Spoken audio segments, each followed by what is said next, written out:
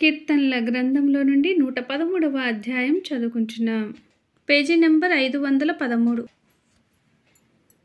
యెహోవాను స్తుతించుడి, యెహోవా సేవకులారా ఆయనను స్తుతించుడి, యెహోవా నామమును స్తుతించుడి. ఇది మొదలుకొని ఎల్లకాలము యెహోవా నామము సన్నుతింపబడునుగాక. సూర్యోదయము మొదలుకొని సూర్యాస్తమము వరకు యెహోవా నామము స్తుతి నొందదగినది. యెహోవా అన్యజనులందరి ఎదుట మహోన్నతుడు. ఆయన మహిమ ఆకాశ విశాలమున వ్యాపించియున్నది. ఉన్నతమందు ఆసీనుడై ఉన్న మన దేవుడైన యెహోవాను పోలియున్నవాడెవడు? ఆయన భూమ్యాకాశములను వంగి చూడననుగ్రహించుచున్నాడు.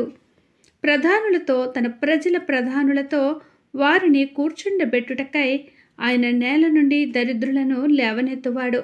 పెంట కుప్ప మీద నుండి బీదలను పైకెత్తువాడు.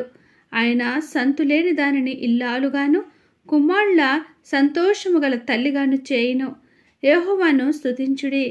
దేవుడి చిన్ని వాక్యమును దీవించునుగాక. ఆమేన్.